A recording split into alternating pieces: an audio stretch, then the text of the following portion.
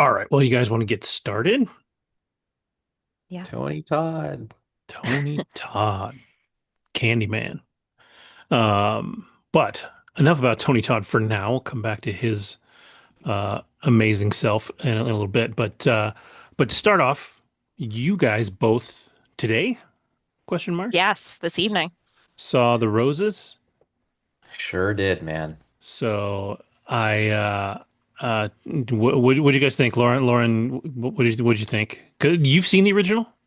I have seen the original. It had Okay. been a Okay. while since I had seen the original.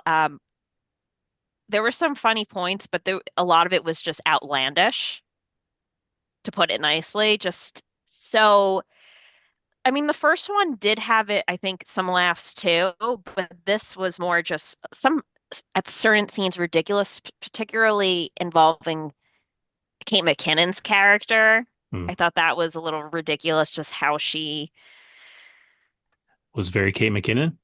yeah, I think I don't know if it belonged in this film personally, but yeah, I thought it was fine. I didn't think it was great. It didn't, knock my socks off, but I thought there were definitely some very funny moments. It's certainly a modern interpretation of this, given that a large focus of the film is on really just female career growth and how Olivia Colman's character is really able to lock in, have a great opportunity to build on her career, as you may have seen in the previews as a chef, and how it causes, in many respects, due to an unfortunate event in the beginning for Benedict Cumberbatch's character, Theo, to take a step back and they sort of reverse roles, whereas he's taking on, in many cases, the maternal duties of taking care of the kids, whereas she's on the rise career when it comes to her career and building her restaurant, which started off very slowly, and then she ends up growing that, where it affects the relationship between the kids and both parents in different ways, and then also the relationship between the two of them. Whereas in the first film, it was more of just it had been fizzling out for a while, but it wasn't based on competition of their careers or anything to that nature. So I think this leaned more into traditional gender roles and career success, as well as one of the reasons why the relationship was starting to separate in many respects. So yeah, I thought it was okay. The ending was interesting, definitely not the type of ending that was in the first film. They did, and you see this in the previews, reference the chandelier, as you probably have seen. But again, I don't know. I didn't hate it. I just wasn't, I thought I was going to like it more. But Andrew, I'm curious to hear your thoughts. All right. Um, yeah, no, unfortunately, the film was underwhelming. I think that from a comedy perspective, it was trying too hard. I do think that the first film, the first one, was much better. For several reasons. So me and Saloni went, and she straight up didn't like it. Um, I remember the buzz was strong, the trailer was good, Hmm. but when I look at the Rotten Tomatoes, it's 65% critics, 76% audience, right? When I look at the original, 84% critics, 71% audience, and I think there were several things I think kind of missing in this film. Primarily, I just felt like, uh, in general, when you compare the star power of a Michael Douglas and Danny DeVito and Kathleen Turner, compared to Olivia Colman and Benedict Cumberbatch, they're not, to me, the whole thing felt kind of mediocre, like everything about it. I mean, when Cumberbatch would talk about having sex with his wife, like we had sex tonight, I'm sorry, like I don't think of Olivia as a sex pot. Whereas Kathleen Turner, there were moments in the film where she's absolutely hot. And like there's one funny scene in the first film where she puts him in a leg lock. It's like I didn't buy the chemistry between the two of them. They were really just Hmm. friends who happened to make babies. I think that from a Myers-Briggs perspective, the film was about uh, an ESTP who is Olivia Colman, who is absolutely an extrovert. She's an S, so she's not very deep, and but a thinker. She's not really that sensitive. Whereas, but also a P in that she's has no real structure. She's very go with the flow, right? Whereas Cumberbatch, I would describe him as an ISFP, possibly. Sloane thought he was INFJ, but either way, he's a big feeler and he's super sensitive. And it was just a bad match. Terrible at communicating, which is supposed to be, of course, the point of the movie. It's like you're watching a marriage in decline. And really, I think that the feeling that everybody got in the theater was that it kind of left you with an icky feeling. It was just like, it's sort of funny, but it's really more just nasty than funny. And whereas I think the original War of the Roses had, I think, more genuinely funny moments, this to me was a modern, like, mismatch of I guess what's relevant, but completely unspecial. I think the coolest thing about the movie was just, yeah, seeing Olivia Colman's rise because she's this amazing chef, and it reminds me of her character from The Bear, basically. But yeah, I think that unfortunately, uh, I think the movie's going to have a precipitous drop after this first weekend because people are going to realize it's really not that good. Um, yeah, I could go into what is good, but I think overall, I think uh, it was just underwhelming. Well, I'm looking gonna, at the director, three of the 19 films that he's produced, so a mm, significant percentage wise, are Austin Powers films. So that tells you a little bit about where the humor is probably coming from, if it's off key and not quite right. yeah, Um, Also directed Meet the Fockers, Meet the Parents, which are solid films, but definitely on the sillier side, right? But on IMDb right now, it's a 7.1, The Roses. So it's doing okay, but yeah, I feel like I was trying to see if this guy was like a younger director. no, But he's born in 57, so I mean he's 20 years older than us. So I mean it's very likely he saw the original when it came out. Yeah, but like the sensibilities of it, like for example, Sunita Mani, who I absolutely have a crush on, her character like hooks up with this guy in a closet for some reason. Like I had like there's like no point to that scene, in my opinion, at all. You've got like a gay guy who sucks guys off in the parking lot for some reason, had no point. Right? I feel like a lot of these modern movies will just have like sprinkled in elements, I don't know, to like maybe like make certain like just to be as diverse as possible and make people but it doesn't really drive the plot forward in any way, shape, or form. I actually did like Kate McKinnon. I thought that, I would describe her as an ENFP. I think that, you know, she actually showed some sort of like self-awareness because at one point, because the funny thing is she's married, right, with Andy Andy Samberg. Samberg's character, yeah, And basically, like, again, it's about marriage, right? So they actually have like other friends who are couples. And Andy's kind of like, basically, marriage just sucks, but you just got to work with it, right? And she's like, yeah, marriage sucks too, but I'm trying to like get my freak on because I think you're hot, basically, right? But at one point, she actually says, I'm not trying to leave my husband. I just want to have fun, basically, and it's because she's being pragmatic about it.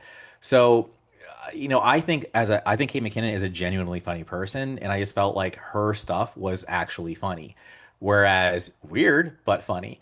But honestly, yeah, it just and the best and I think the funniest part for me was all the best parts were the fucking trailer, dude. I'm sorry, like yeah, the best scenes we already saw them in the trailer. So I just think to your point, Kevin, like marketing does matter, and they yeah, marketed the hell out of this movie. yeah. I agree with that. Yeah, that's really too bad. I mean, I'm Sorry. super. I I'm still I gonna was watch it like when it too. streams.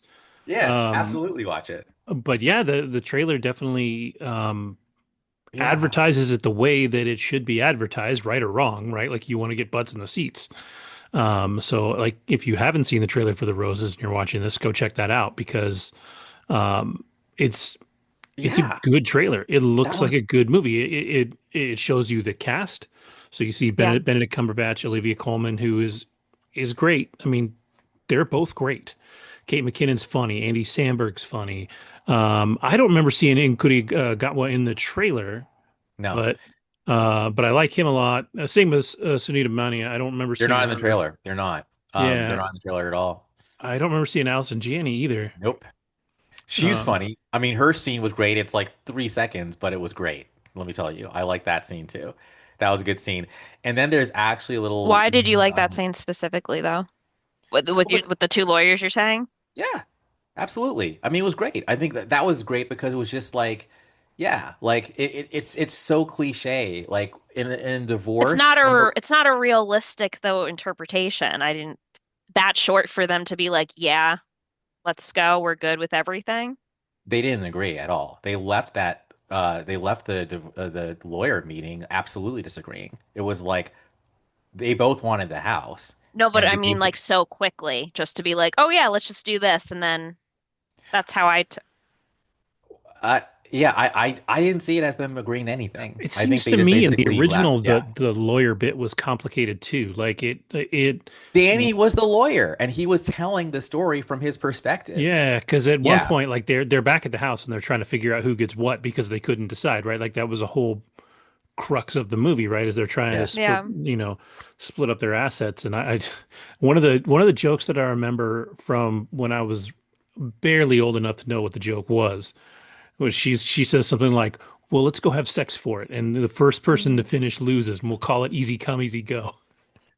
Nice. Like, That would definitely went over my head too when I yeah, saw it. yeah, We were way too young to even understand yeah. that. And so, Yeah. like, but like, that's witty, like, that's good dialogue. And I think Benedict Cumberbatch, I mean, I see him as a more dramatic actor. Correct. Yeah. Um, but like, if you look at War of the Roses, I mean, Michael Douglas and Kathleen Turner weren't comedic actors. Michael Douglas, though, I mean, yes and no. I do think Romancing the Stone and Jewel of the Nile were I do like love those movies. romantic comedy, For they were sure. For romantic sure. action and comedy. And Hmm. I was actually even saying this to Saloni. Michael Douglas's, I think one of his best things is his facial expressions. And I remember the facial expressions he'd make at the dinner table when they were like going back and forth about the pate or something. Like, again, there was just more star power, I think, in the 80s. You know, it's crazy Yeah. how back in the 80s they'd say, "Oh, we didn't have any like I don't know, I'm trying to think of like uh Dirk who were some Clark Gable and all that shit. Like Yeah. I'm sure back in the 80s they'd say, "Oh, we don't have those guys," or Laurence Olivier, or who's that guy who did Casablanca? Anyway, that guy. Yeah. And now I'm doing the same thing, but I do think that there was a certain like I'm sorry, Benedict, like I like you, you're Doctor Strange, but Michael Douglas back in his day was a bigger star, like he just was. And and again, Olivia Colman, like I love you too, but you're not sexy ass Kathleen Turner, like in lingerie, like fighting Michael Douglas on a chandelier. Like it's not the same, They dude. also made her, and I think she's a pretty woman, but they dressed her very frumpy from those pants that she wore, even like when they're sitting in, And the was it sneakers, the sneakers, yeah, the therapy session? She that's her had style like though. is it her, what, her, like her natural style that she likes to dress as? Absolutely. Yeah, and I do think that feminists in general, I'm getting so it's not about the male gaze anymore. It's not about trying to look good for men or whatever. It's just I'm gonna wear what I want because why should she need to be not frumpy to do a job as a cook? Like that's not no one made her frumpy. I But think she that's was sort of sexy in Fleabag, like at least more attractive in Fleabag, where it was more believable. Because I don't know if you saw Fleabag, Andrew, I but I think it know was Kevin did. personality though. I think it was her yeah. character's aura in Fleabag that would make her more appealing. Um, I can't really remember how she dressed, but she was an artist, so she dressed like an artist, but like Right. she But she was with the was older man, but she her, was the father. very her character was very sexual in that. Correct. Like Which would make it more about her personality than her appearance per se. yeah. Like, yeah. But I mean, yeah, either way, it's like, I mean, so I don't want to completely down the movie. There were some funny parts. Like, Yeah. I would say Lonely Island, which of course Andy Samberg's musicality. Like, there's one point, like something bad happens to Benedict Cumberbatch, and it becomes like viral. So there's like a Yes. YouTube clip, and they make a song out of like what happened, and that was funny to me. I actually hope if they'd be smart to actually release that, and I want to see the whole video of that because that was pretty funny. Um, but yeah, man, sorry. Like I trust me, I was, me, I'm not a comedy person, right? But I was just wanting to see this movie and laugh. And I even saw comments on Facebook, oh, so funny, I laughed through 80% of the movie. But I was like, no, dude, this is actually, and again, not to be super sociological, but I was also like somebody was almost like, man, that movie was like depressing. It was like scary. Like, and I'm just like, you know what? And I saw some people actually walk out. And I think that the sad thing is, and I could get way more sociological, but I'll just say that the sad thing is, yeah, I think it's going to hit closer to home to more people than they want to admit. Like, I think that there are a lot of relationships where, because I think her problem, the wife, was she was actually a mean person and not very sensitive, whereas the husband was kind of a little More bitch. sensitive. He's a little bitch. I'll say it. He's a little bitch. So when you have a little bitch and a mean woman together, that's like the worst combination you can possibly have because the man's already like gone through life being ignored because men don't really get that tender love and care. At one point, he like breaks down and goes, "I wish I had one person who could like see me for who I am and like care for me." Like he actually says that to her because he's a little bitch, And and she, on the other hand, is like, I'm coming into my own. I'm badass and people like me. So why should I feel stifled? Like you should sacrifice yourself on the altar of this marriage, not me, basically. And Yeah. she was right. But it was just a bad combination. And I think in a lot of relationships, and I'll shut up in a second. In a lot of relationships, I do think that there is a parent and a child. Now, there are relationships where there are equal. I am proud to say I think we're actually fucking equal, right? But usually there is someone who is more of like the parent and the child, but they're in the relationship. And the problem is if you have like an S type and an N type moving it together, N types are big picture, S types are not. If the S type is the parent, it's not going to work because they're just not going to recognize what the N type needs or the F. And I do think the Benedict character was closer to the N, and that's why it just didn't work. And the kids ended up gravitating to him, and then she felt like he stole the kids away from her. If though you are an N and the other person's and the child's an S, then yes, let the S like take care of like the groundwork and all the other shit. And the N can like make allowances for the S's like disagreements and be the bigger person and keep the shit stable. And it's things like that a lot of people just don't go through. And then the last thing I'll say, because I'm getting married, right? But before this, I was mad jaded, and I still am jaded in most cases. But I like to call the mid 40s like the open enrollment season for marriage because there are so many of our peers who are splitting up because they were too damn young and not introspective enough to understand, is this really the right person for me? I would wager. I mean, it said 50% of marriages don't last. That was probably back in the 90s, right? I'd say it's closer to 80% now. So, this That movie, high? yes. So I think this movie absolutely, I think it hits. It'll be interesting to see what the you're Googling. That's funny. That's my suspicion. But It's not that high, Andrew. Sorry. what is it? What is it? It says 40 to 50 to yeah, 40 to 50% for first marriages as of 2024. Okay, but then the second marriages, I bet you it's higher. Oh, it definitely is higher for second marriages, for Man, sure. so whatever. So I think if you combine them all, you'll get to my 80. So anyway, I'm no. thinking though, well, here, can I go back to Yes. the first film? You did mention this would give people to feel a certain way, right? And possibly even reflect on their own relationships. I think the first one did too, but that was more about revenge. I got more of like the revenge experience from the first one, whereas this one, it was a lack of communication more than anything else. I agree. I want to and a lack of self-awareness. I That want to that too. see. I want to see the first one again. I want to compare Same. and contrast. All right. So maybe on the next podcast we'll compare and contrast Well, the let first me one. ask you this real quick. If you could only recast one of the two leads to make the film better, who would you recast and who would you put in their place? Good Lord. That's a great question, Kevin. Oh my God. That is really tough. Honestly, I would probably recast Benedict. Sorry. And I would cast someone who I think would, yeah, because Olivia I think is a star. Like I mean, they both are stars, but Olivia I think lights up the screen. I think she made me laugh more. Like when she would say her things and do her Yeah. things. Like she was hilarious. But who? Man, that's tough because I'm not a comedy guy too. So you're kind of like getting me like I'm out of my depth. And I Well, see, hate talking about stuff when I'm out of my depth. having not seen this, but hearing you talk about star power, charisma, and attitude, I feel like somebody like Robert Downey Jr. would have been a better fit based on what you said. No, I could see it. I could see it. I could see it, and it'd be so different because you got to get out of the Tony Stark shit. And I've actually seen some really bad movies. There's one really bad movie called Black and White. It was terrible. It was like this mid '90s bullshit.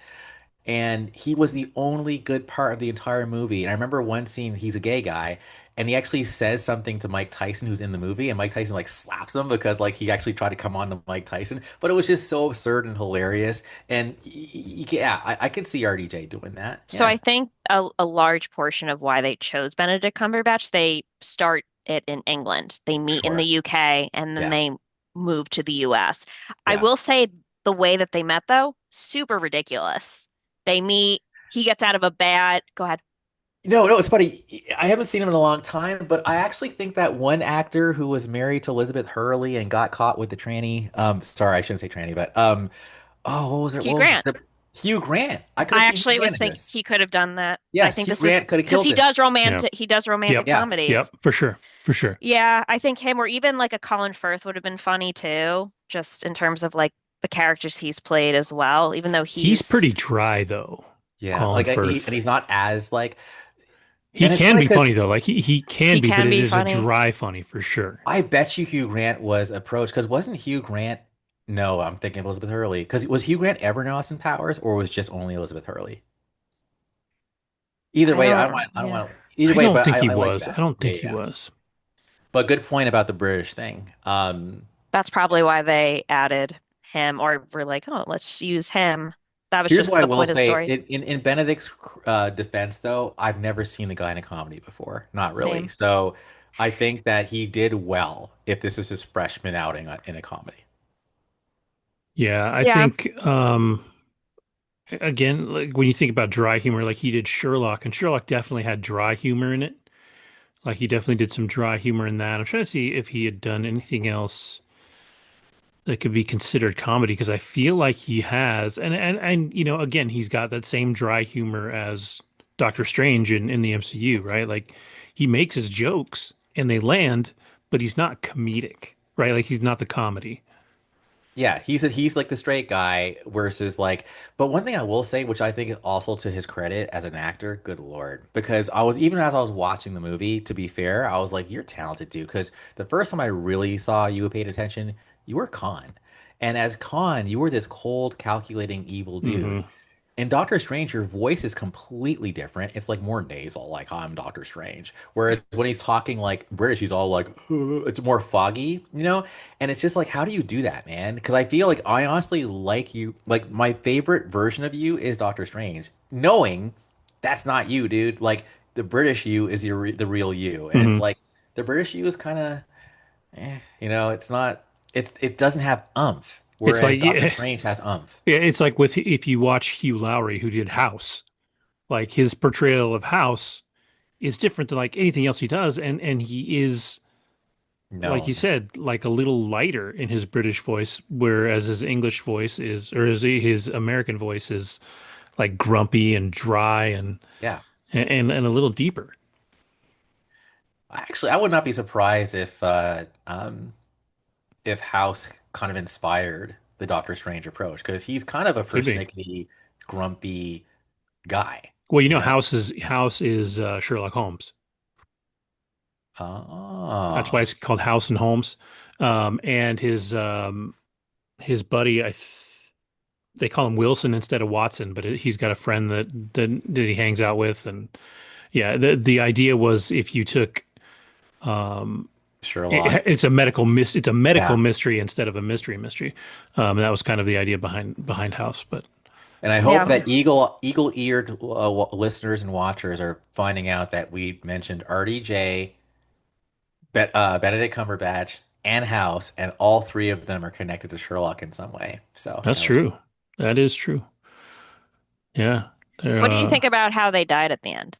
Or I thought it was assumed? actually faithful to the spirit of the original. That I Yeah. actually did like. So we're not gonna like spoil how that happened, but like at least that happened, you know? And even to the point to like where there's like a reconciliation, but it's Correct. like, but yeah, but too late. too But late. the original, from my understanding and from what I recall, granted it's been at least like 5, 10 years, I don't think there was a reconciliation. They were more just like laying in the Oh chandelier, no, correct? I thought they were good at Yeah, the I end. thought they were at least leaning that way. Yeah, Like they weren't necessarily like 100% we're all good, but they were like which is heading in that direction, which makes it like yeah, the tragic comedy ending, right? Like, yeah. yeah, And yeah, I actually I was okay with the ending, believe it or not. I was just like, well, that's what you get, man. Like Yeah. to let it go that far, there's a point of no return, and unfortunately, y'all motherfuckers did that shit. So yeah. I'll have to All rewatch right. the Oh, I first one can't wait again. to watch the first one again. yeah. Yeah. I It's thought I it's been a looked it minute. up. Let me see if it's It's playing been anywhere like real quick. I could say it's been easily like I'm old, I don't care. Oh yeah, I have I'm not like seen it in a long 25, time. damn near Okay. 30 years easy. Actually, beyond 30 years since I've seen the first one. Wow. Does not look like it's anywhere for free, but you can rent it from Amazon or Apple for $3.99. And if you don't mind paying the extra dollar, you can just buy it for $4.99. And So it's almost like you might as well just buy it because ex that way you don't have to like, you know what I'm exactly, saying? Yeah. exactly. Um, Interesting. and That's I cheap. mean, it is a classic film to me. Like Yes. Oh yeah. it really is a good film. So, all right, cool. Well, we can move on from the roses. It's definitely a must-watch, funniest film of the year. Probably going Mm. to win Academy Awards. Yeah. And so Lauren, Mm. since we've got you, and you're gonna jump away here shortly. I am. You saw Eden in the theaters. That's the Ron Howard directed, everybody stars in Yes. film. It's very like pretty lady forward right now. You got Sydney Sweeney, Anna de Armas, and Vanessa Kirby are the three Correct. main female characters. Who are the main male characters? Is it Jude Jude Law? Law and Daniel Bruhl. Oh, okay, yeah, Daniel Bruhl. I love Daniel Bruhl. Yeah. So, So I'll set the stage so this is based on true stories or true series of events that happened in the 1930s, a couple years after World War I, before World War II. And it takes place in the Galapagos Islands, where it starts with Jude Law's character, who's a former doctor. I believe he's German, and then his wife, Vanessa Kirby, and they go to the Galapagos to really just leave their life in Germany, where things are at that point in shambles, historically speaking. And they both settle there. She has MS.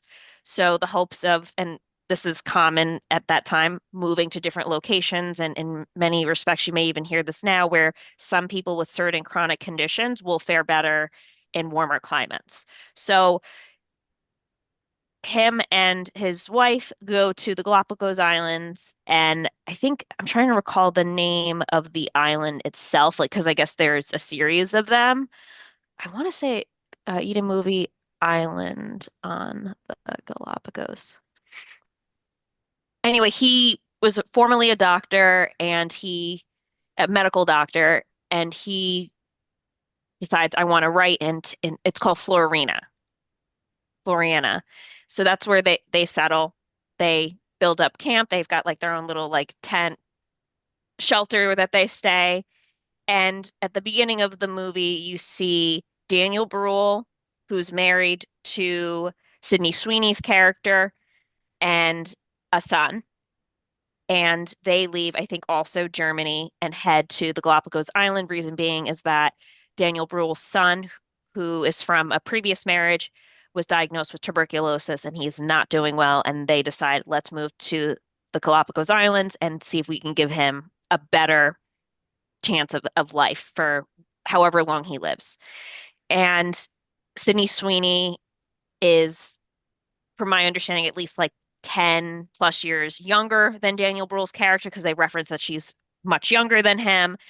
And they get there and they come onto the island, and you can tell pretty immediately that Jude Law is not fond of the fact that other people want to live and inhabit this island. So he graciously will show them, all right, well, here's a water source because that's what you need, right? Water sources step one. A lot of them are bringing canned goods, but they also have to start farming in order to sustain and be able to give them nourishment. So they lead them to like this cave, and he pretty much was like, they're not going to last more than a couple of weeks. They do. Daniel Bruhl's character is very determined to make this work, to make sure that his son is able to live a healthy life. And then you come to find out that Sydney Sweeney's character is pregnant with their child, and they're only maybe a month or two. At that point, she's still in her first trimester, and she's like, "Oh, I missed my period. I'm pregnant." So that happens, and then figure like a couple weeks later, you've got this Baroness played by Ana de Armas, and they call her Baroness. And then she's got a bunch of men like carrying her on like she's royalty onto this island. She's like, "I'm going to build a hotel." And I believe she's from France. And they're like, "Where do you want to build this hotel?" "I want it on the beach." But then they realize, all right, well, you're going to have to build and get a water source. And she brings these guys. And at this point, you realize she's seduced a lot of these men to work for her. One's an engineer. The other guy, I forgot what his prior profession was, but she's able to manipulate these men to come to the Galapagos Islands and to fulfill her dreams of building this island. They end up being led to pretty much the same property as, or same part of the island as Sydney Sweeney's character and Daniel Bruhl's character. And that's when it gets like very contentious because at a certain point, Daniel Bruhl's character, much to Jude Law's character's surprise, they're able to like build a full farm in the very short period of time and build like an actual infrastructure of a house. They, him and Sydney Sweeney and the son, who's maybe like, I don't know, 11, 12 years old, they're able to really quickly make a life for themselves out there. Ana de Armas's character is very envious of them, and her and her guys start taking resources, so taking canned goods and taking things away from the small family's house. So then you realize with these three groupings, they don't want the other groupings there. Ana de Armas's character invites them all for a lunch, which she will initiate, and unfortunately, it gets very nasty to the point where she's like, we want to make sure that everyone wants to be here, and it's very fake and not genuine. And Jude Law immediately is like, we don't, he straight up says like he does not want them there. So, oh, and before that, Sydney Sweeney ends up giving birth to this child on the island, which is such a scary scene and really showcases her acting. I think I have a newfound respect for her acting wise because she did a great job. She gives birth after her, I guess, stepson and Daniel Bruhl, her husband, go out, I guess, hunting for food that evening or looking for food. She's screaming in pain. Ana de Armas's character turns away as she's giving birth, pretty much outside. She's locked out of her own house.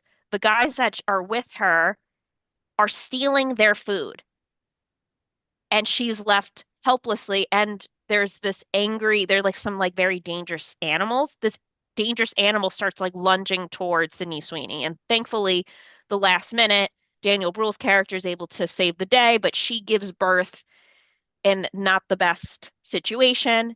And Ana de Armas's character is so evil and just manipulative. She wants everyone to leave so that she can have the whole island to herself.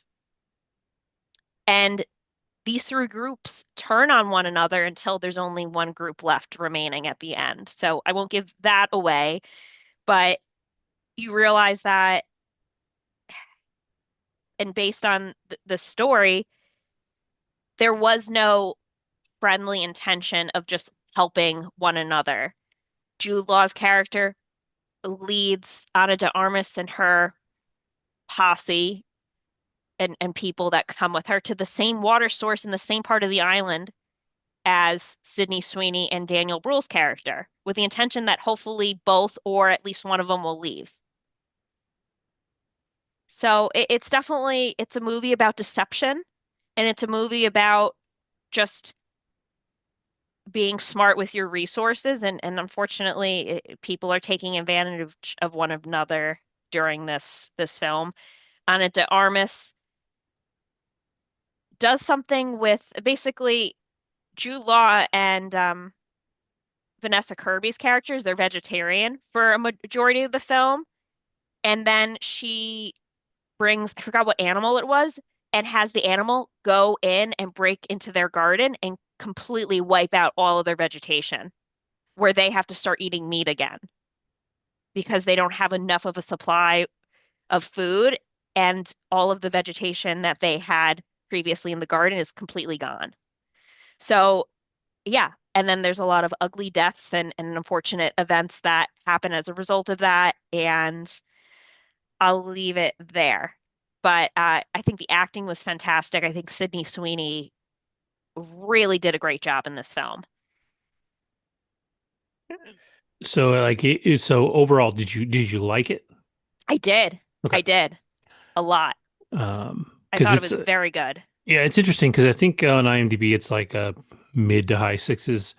The critics gave it a 57% and the audience gave it a 74%. And I think this suffers from what we've talked about before, where as soon as you base something on a book or a true story, Yeah, the critics are going to review your film based on its Well, interpretation of those events. So a lot of the bad reviews that I see from critics are like, well, it's not as colorful as the original story or blah, blah, blah. And I'm like, the but original story's from the 30s. How do we even know that? That's the other and thing not as just well. that, like your job as a film critic is to review a film, Right. not review. I mean, maybe it also is. I don't know, but I think it's just it kind of skews the result because I think the general audience, the people that are giving it a 74% and a higher sixes on Right. IMDb that are giving it those scores aren't going to do the homework on this thing. They're not going to see the true story. They may actually after the film go try and look up the true story and find out more about it. But generally speaking, when a film like this comes out, I would bet at least a small portion of the audience, if not a larger portion of the audience, doesn't even know this is a true story. You know, when you see the trailer for it, maybe it says it in the trailer. I don't remember. They say, like at the beginning and at the reference at the end, that this story is based on what was written from the point of view of Sydney Sweeney's character. However, Vanessa Kirby gave a very different story of this event. Which you would expect, right? If they're on opposite sides of the, yeah, so I'm looking at the box office, and this is looking to be a bomb. The budget was 55 million. The box office is 2.15 million.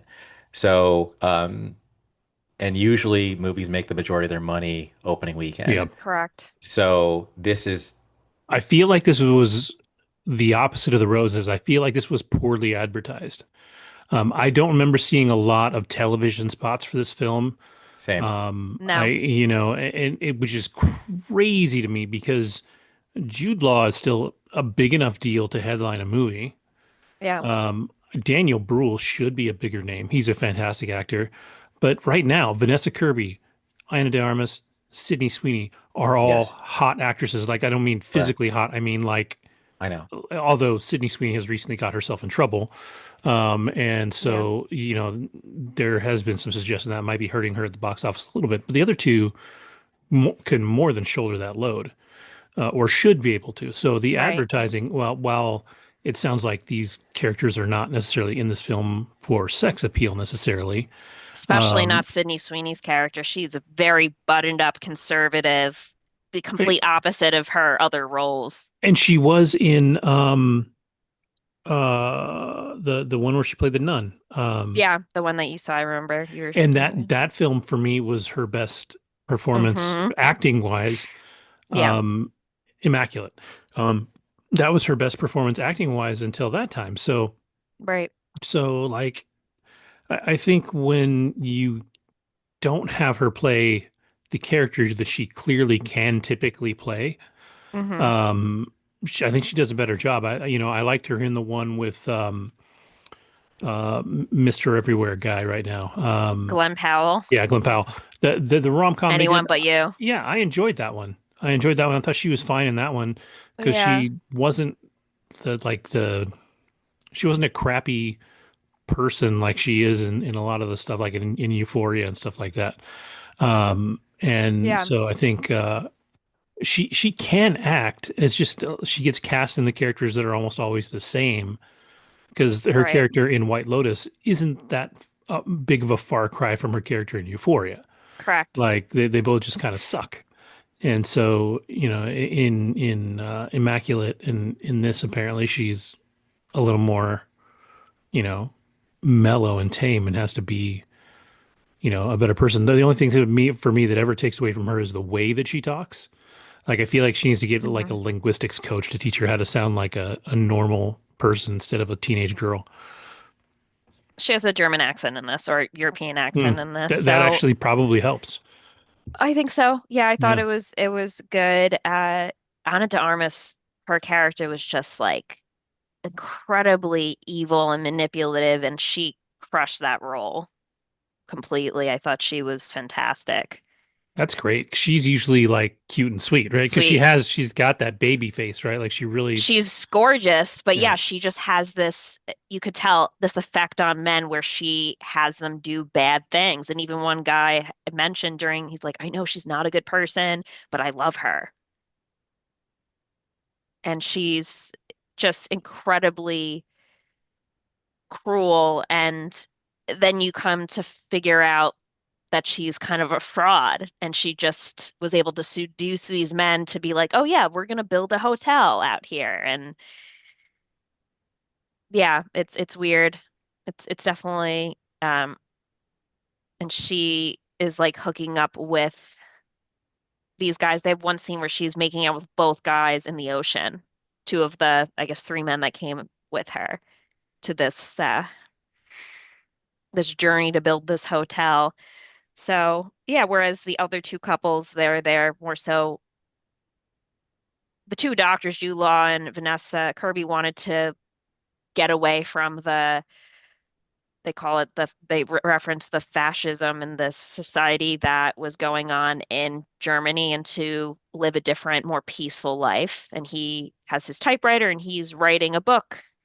And Vanessa Kirby's really just working on her physical health, suffering from MS. And then you have this other family who they're moving for a very different reason because their son is having some very bad, I guess, a very poor way of life, at least in Europe with his tuberculosis. So they moved there. But I think that birth scene that was pretty traumatic and very tough to watch, just seeing her suffer so greatly.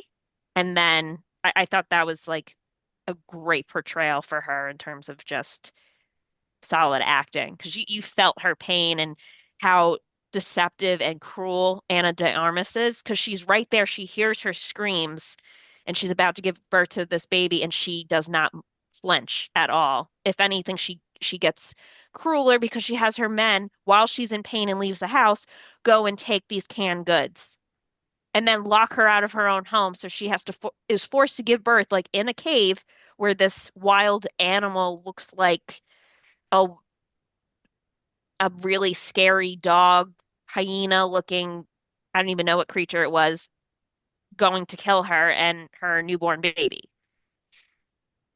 So that was pretty crazy. Yeah, but I think it's also one of those movies where like you see people that show their true colors when you're in. some pretty, not so great situations where you don't have resources available all the time. So a lot of these, I mean, granted, it's not a film where, like, I'm thinking of War of the Worlds or one of those type of films where the world's going to end, but it definitely has that type of effect. Like people show their true colors when they don't have access to resources. So, Lord of the but yeah, Flies. Yeah, that's exactly Lord what of I the was thinking. Lord of the Flies. Flies. Yeah, Yeah.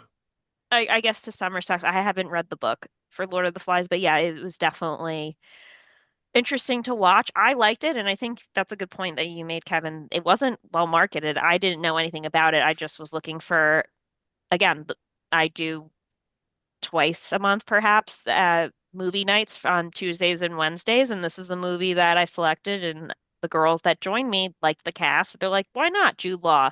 Actually, two of the girls were like, I want to see it. I want to see Jude Law. And you see Jude Law. You see a full frontal nude Jude Law in the film. So you see little Jude, huh? You see little Jude, Jude and little Jude. Yeah. So, and he still looks good. He's what, in his 50s now? Yeah, got to be at least probably late 50s, I would think. Um, but yeah, it's Ron Howard, and I think again, like I said, it's interesting that the critics are so low on it when everybody else is higher, and I really do think it has to do with the fact that it's a true story, and that is frowned on. You know, people, if you don't tell the story exactly as it was, critics are like, yeah, you screwed up. And Right. it's really kind of unfortunate. You don't really seem to get a lot of leniency for artistic interpretation, especially on a story that already has two sides to it that are not obviously, if they're not the same, then one or both of them is embellished in some way, Yeah. right? So you're not I'd getting the true easily story. give it, I mean, I agree with the audience. I'd give it at least like like around a mid 70s, low 80s. I thought it was very good. All right, cool. Yeah, I'm excited for it. The weird thing is, I think this movie actually came out in Europe like last year, Yep, and then it I read released in that. the US just now. Um, so with it not doing well at the box office, I'm curious to see how quickly it'll stream. Yeah. Because if it just bombs, they may just jump it over there quick to try and get some money from the Yeah. streaming side because they did that with Megan 2.0. Like that absolutely tanked, and it was like at home like 3 weeks later. They were like, Yeah. "Yeah, we're just gonna do it." So, What I liked about the Megan piece, though, I forget who directed it, but they admitted they messed up. They're like, mhm. yeah, we thought this was going to work, but it didn't work. Our bad. Well, And and I can they always, literally res they're like, "We thought we were untouchable, and we were not." Like I think yeah, those were the exact words they used. They were I like, respect that. "Yeah, I really do. Because I think it takes a big person to admit when they're wrong. I think most people can't admit when they're wrong. And sometimes they don't even realize they're wrong. That's the funny part. Um, Yeah. there's a tangent, but I'm going to resist. I'm resisting. All right. So what's his name? Simon Kinberg, dude. Sorry, this is a tangent, and we're gonna end this. I don't know if you remember Simon Kinberg. Do you Let me remember tell you him? something about Simon Kinberg because you brought him up, and I realized this day I've been watching the show Invasion on Apple TV Plus, produced by Simon Kinberg, and it's Is it actually a good? solid show. Okay, fine. So Although maybe it's he's it's fine. poorly rated. It is poorly rated. Like if you look at the ratings, it's not great, but it has like a dedicated fan base. He has the full reins of the new Star Wars trilogy. How? Yeah, How? Okay, you made X-Men The producer or Last Stand director? both and writer. So you made X-Men The Last Stand, which I actually like, but everyone else hates. Then you go on and make X-Men Apocalypse, which is the absolute worst one of the film. Then you go on to make Dark Phoenix to fix The Last Stand and somehow make Sure. it worse.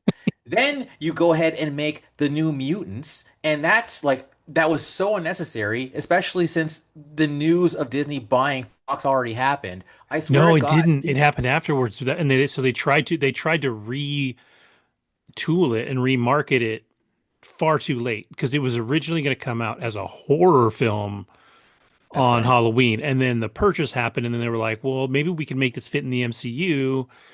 and then they tried to change some stuff, and then it didn't work. I actually didn't hate that film, looking at it completely outside of everything else. But that definitely is a harder film to evaluate because it got slapped around a lot. Fair.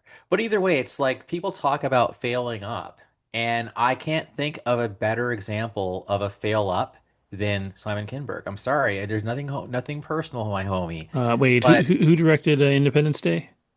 Roland Emmerich and the other Yeah, guy. Emmerich is who I'm thinking of. That guy makes terrible films too, but he just keeps But on he's making them. done now. Like they pulled the plug, just No, like he they just pulled did the something plug. like recently, didn't he? Didn't he do Moonfall? I mean, that was like 20, what? That was like Yeah, 2020. That was like or no, 2021. maybe. But he probably financed that on his own. I feel like because he had so much of that like Independence Day money, dude. But I feel like with Emmerich, I'm pretty sure he financed that on his own because no one's paying money for him. But like I don't get it. Like Shyamalan for a while was getting like 2022. okay, I was one year off, Yeah. but like Shyamalan was like for a while, and I just feel like this guy, I can't name one amazing piece of work that Simon Kinberg's ever done. Like amazing, like undeniably, The because Martian. Days of Future. What? The Martian. That was Kinberg. Yep. He directed it. Let me see. It looks like it. I feel like that might have been Ron Howard or some No, shit. you know what? Actually, he hasn't directed anything. He's just a producer. Uh, I'm pretty. I'm pretty sure Looking he at directed IMDb, he's got writer credits and he's got producer credits, but I don't see director, Dark Oh, he did Phoenix Mr. and Mrs. Smith. director. but Hold on. produced. Oh, He produced. produced Legion. He totally directed Dark Phoenix. I'm looking at it right now. I do not see directed. I see produced. If you just go Dark Phoenix director, he directed Dark Phoenix, the finale of the X-Men Beginnings, whatever How films. does he have no credits on IMDb for? Oh, okay. No, here we go. Three. He directed three things. Which one? The 355, which came out in 2022, which nobody saw. Dark Phoenix, which blew, and the Yes. Twilight Zone episode in 2019. So he does not direct much. But he does write. And the thing is, because I think he Yes. wrote The Last Stand, and apparently, again, this new trilogy in Star Wars, he's a writer and director, I want to say. And I'm like, why? So again, I literally actually, you know what? I lied. Okay. Okay. So he is writing and producing, but still, I feel like when you put your paw prints are all over it, so Yeah, it's yeah, like, yeah. why, Well, they dude? set him up for the same J.J. Abrams problem. He's also producing an untitled Star Trek prequel. Oh God. See, that's what I'm saying. How are you getting all these jobs, dude? You know what, though? He is in the process, but because he's a producer, he's just putting money into it. If he's not directing, then it's just You his answered the money. question. You Yeah. answered the question. If you come with the money, they'll take Hmm. it. Yeah. You must be rich. All right. Anyways, that was a hell of a Yeah, I was gonna ask where does that connect with Eden? Just more of who you know, or there was a reason. There's yeah, why something did you you bring it up? said. No, no, I forget now, but you said some shit, and I was like, "Oh shit, there's a tangent here." But I'd have to rewatch the tape to. There was a connection, but it's gone. Ron Oh, Howard? I something. mean, Ron Howard did direct Star Wars, sort of, on Fine. accident, I'm just waiting for like solo. why this was brought up. I was No, it's too. curious. No, it's. I already said you said Yeah, something, but it's way past like remembering where we turned off of that. Okay. yeah. Anyway, I figured we were. Are we done with Eden, or are we still No, finishing up? I'm done talking about it All right, unless cool. you guys had other questions. But I liked it. I do think Kevin makes a good point that it just probably wasn't marketed well. Yeah. Yeah, I So just, I can't think of. I saw trailers in the theater. I knew it was coming out, but the hmm biggest hype around it before it was like close to release in the US was yeah. that it had these three beautiful women in it. Like that was the buzz Mm, before anybody talked about what it was about. And then it stopped getting talked about. There were no commercials. And to be fair, it's sort of a hard movie to advertise because it's not a happy story, right? Like, where do you advertise this? it's harder to advertise during shows that are more popular because those are usually more fun. I mean, like when I first saw this, I was like, oh, sort of like old, it's a beach. And I think of the Shyamalan films, and they do pretty good trailers to build up Shyamalan films. They just didn't do it here. Yeah. It's definitely a thriller, and it takes place on an island. I think they could have done more, and they just hadn't. And I mean, unless you're an avid moviegoer and you're going on AMC.com to see, or AMCtheaters.com to see what's coming out soon, no one knew about it. One of my friends was like, "Oh, I've never heard of this movie, but I like Jude Law." I think the Jude Law was more of the appeal for my lady friends, right? Um, but yeah, I mean, good cast. Didn't see any previews for it. And the funny thing is, I didn't see it, or we didn't see it right after it opened. It's been open, I think, since early mid-August. Like it's been August open for a while. 22nd. August Wait, 22nd. really?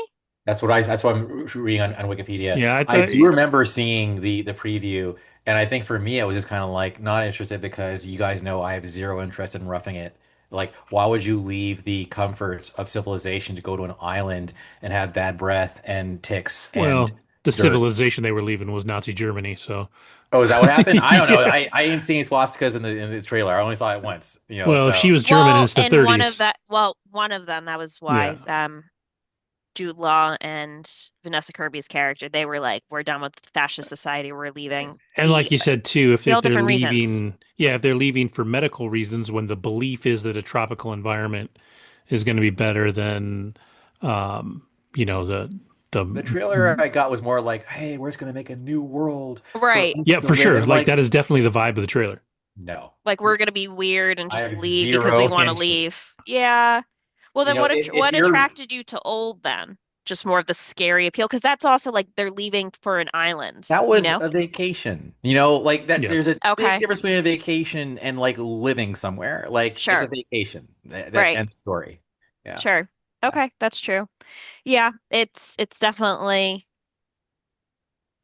I don't know, I think more of just like based on the true story of it. The cast was good. I saw a little bit of a trailer knowing that there was going to be some sort of deception between these three groups, but learning why.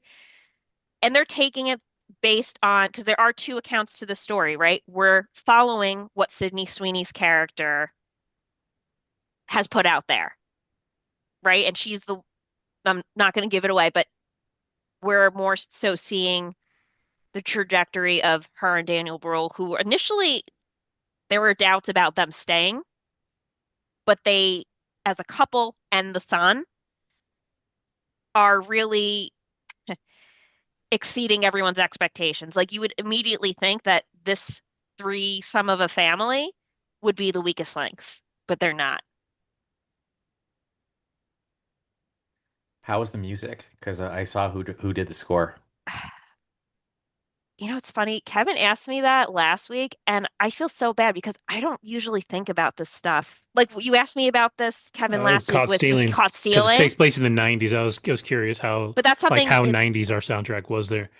right, exactly. And I guess unless it's like a musical or a show or a movie that's being transformed into a musical or Wicked, I'm that's not I how I was, think of yeah, a and I movie. was mostly not that serious, but it's Hans Zimmer, and to me, Hans Oh, Zimmer good is point. like a heavyweight. Is Yeah, actually for sure. probably the most heavyweight. He's the new John Williams, basically. But I would say though, but he's not because John Williams is more poppy and very just Right. like whereas Zimmer is more moody and like it's still grand, but it's like darker. Hmm.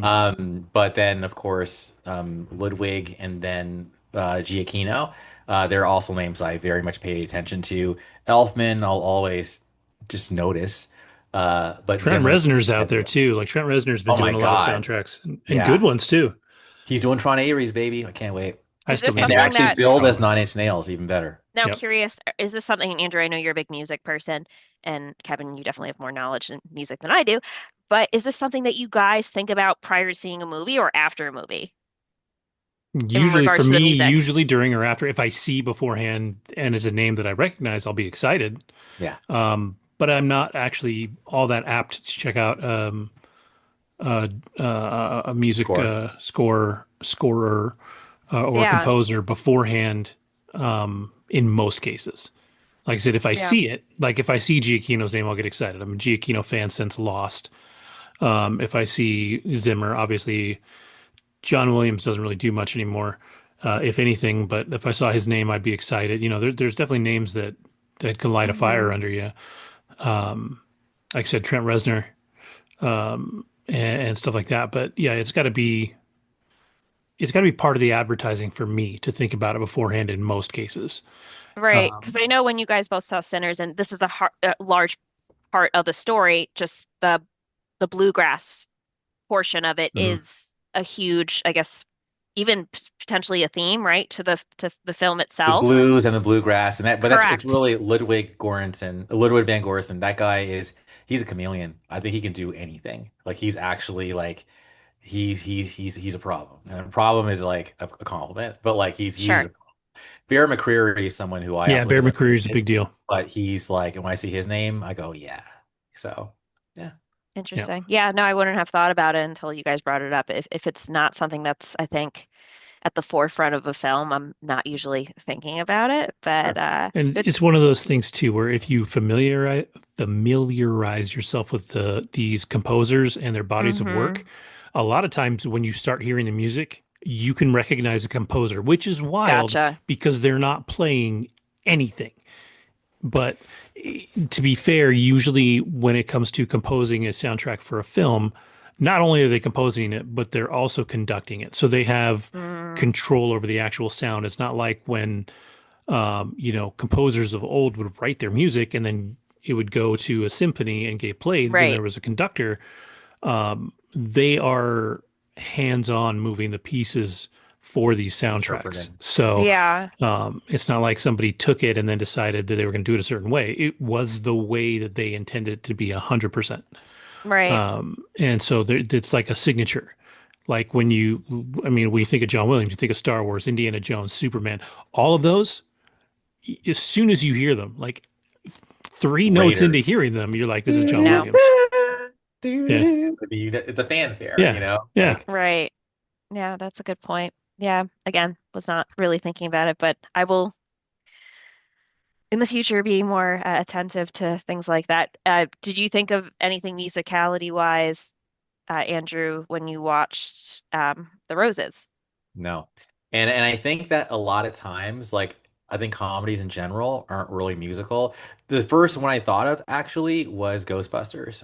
That Okay. actually had a very distinct musical.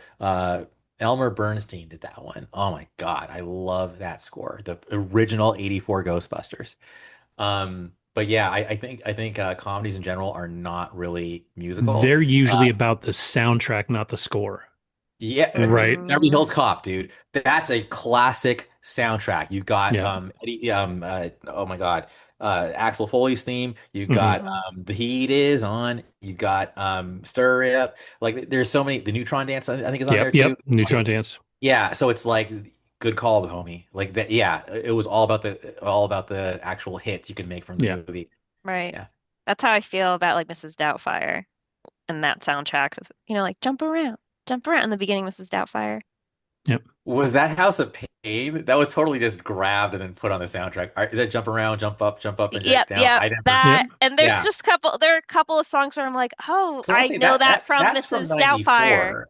That Yeah, movie was from 94, but Jump Around was from 1992, I want to say. Yeah. So yeah, Something that like was that. just like appropriated. But yes. Okay. yeah. Yeah. I mean, a lot of the songs I'm like, that's from Mrs. Doubtfire. I know that.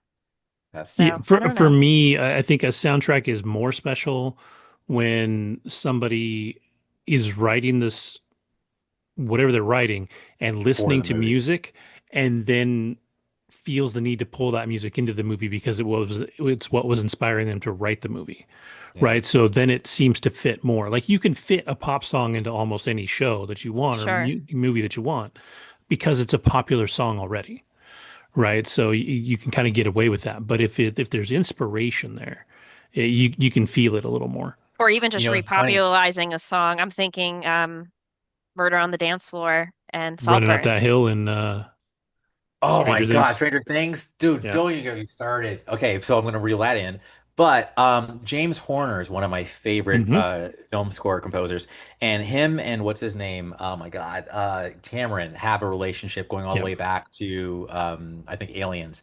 But he also did Star Trek: Truth About the Con. But I bring all of that to say.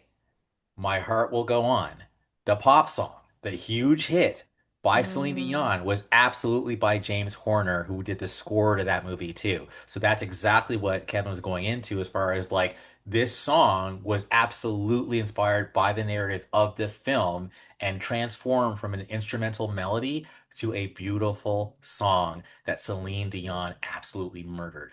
So yeah, music is powerful. cool. And on that note, gentlemen, I am going to go to sleep. But thank you so much for having me this evening and allowing me to, well, talk about the roses and of course, hopefully, Eden, yeah, Eden. I think it's, hopefully more people are willing to entertain support and it. at least give it a look. Yeah, when it Yeah. streams. Yeah, I'll definitely catch it when it streams. I'm curious about it for sure. Um, Yeah, I always like Ron Howard. And it's just funny going back to the soundtrack thing. I like knowing what this movie's about, knowing the tone of this movie, and then hearing that it's Hans Zimmer. I'm like, yeah, that makes sense.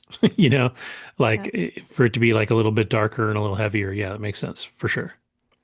And on that note, loved that you were able to make a musical pun with on that note.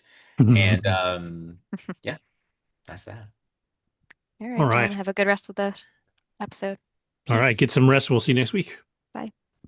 All right. So What the hell are we going to talk about? You saw something.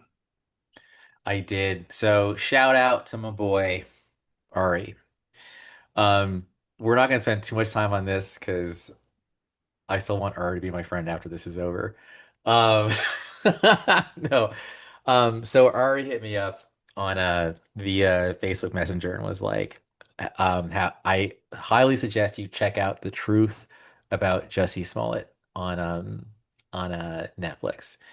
And for those of us who were aware and around, which is pretty much everyone who's watching this, Jussie Smollett was a star on the show Empire and had happened to be in Chicago. I think it was like a January or something, and had gone out to get some food. He went to Walgreens first, they were closed, then went to Subway, got his Subway sandwich, then was approached by two guys wearing ski masks with like holes cut around the eyes. And they said, "You're from, hey, Empire." Then they're like, "Hey, F word and not the word slur for a gay person. You're in MAGA country." And they proceeded to beat his ass. And then they put a noose. That was not, that was maybe somewhat, what's the word I'm looking for? That was somewhat, Freudian. They put a noose around his neck and then that's that. He then goes back to his hotel, his assistant's there. They call the cops. The cops show up. He's wearing the noose. They have the body cam on. He asks them to turn it off. And this becomes this big media storm about this hate crime. And then as the story unfolds, it turns quickly into, yeah, homie, you made this up. And it's just embarrassing for everyone involved. And he actually does a little prison time, like a few, like I think like a week. He was supposed to do like 60 days or whatever, or even more, but he did like a week. And it killed his career. Like it was Hmm. just like Yeah, everyone you just you backed do not see away. this dude anywhere anymore. Nope, he was done. So anyway, he's always maintained his innocence, and my boy Ari, bless your heart, have also maintained his innocence against like everyone. And I've never said he's absolutely guilty, but I also have said, I don't know, homie. Like I don't know. I'm just here. My name's Paul. That's between y'all. Anyway, so I watched this documentary, and it's funny because like the Chicago PD, basically, my interpretation is if you don't like police, you probably will believe Jesse. Because the documentary does do a good job of at least painting the Chicago PD as not the most credible people. Like these are people who are absolutely willing and able to cover something up if it makes them look better. And there is this one superintendent guy by the name of Eddie Johnson, and he, not that it matters, but whatever, happens to be black. He at first talks about how when he first heard about this crime, he was really upset. But then when things started to unfold, he's like, this is some BS. And eventually, Eddie does lose his job. He gets fired by the Chicago mayor because he fell asleep at the wheel of his car intoxicated and at first tried to be like, oh yeah, I wasn't like he got it was fired for improper conduct. But when I watch him and when I watch like his underling, his lieutenant, they strike me as people who are absolutely like super hard nosed. I do not want the smoke from any of them. Like, I just don't. But I also wouldn't put it past them to be like, hey, like, if we need to, like, you know, fudge some numbers or whatever to like make push this through, we'll do it. Like, I'm not convinced that they wouldn't do that. And to me, it's kind of like the ending of The Dark Knight, right? Like, yes, it's true that Two-Face like was a bad guy, but they made him a hero because that's what like Gotham needed, right? So I'm not blind to that, okay? So don't come after me if you guys are watching this because I get where you're coming from. But really, what this whole documentary hangs its thesis on is two pieces of information, really. One piece is that there were two witnesses who claimed to see two guys who were actually white and fit the description of what Jussie said. That's one piece. And the other piece of the documentary is there one of those witnesses says he passed them by, and there's 10 seconds of footage that are like missing from this surveillance video. And some like investigative reporter from the UK is like asked Chicago PD for like those 10 seconds and they wouldn't give it to her. And that to me is like kind of like okay, that's actually substantial if someone is saying, because what, of course, what everyone saw was the Darrow brothers, who are these Nigerian guys, and one of them was like a trainer for Jussie, and they were extras on Empire. Like, the whole thing was Jussie told, they say Jussie got them to stage the whole thing and even paid them 3,500 bucks for it. And these two twins, like, they almost remind me of Milli Vanilli, like, not twins, but they're brothers. Like, they just rode this scandal to fame and were like, just because they were arrested by the cops, and first they weren't talking, and one of them apparently had gotten arrested earlier on gun charges and had guns in like their place. So they were kind of like they could have ended up being, I don't know if it deported was the term, but definitely in a lot of trouble. So it's almost like let's make a deal, Chicago. Like Chicago is like, let's make a deal with you guys. If you guys like say this, because we need a win. Because Chicago had just got caught like shooting a guy like in cold blood and killed him. And that cop who shot the guy ended up going to prison, but they tried to cover it up. So this whole documentary is basically saying Chicago needed a win as of the PD, and they got these guys to like basically make up a lie.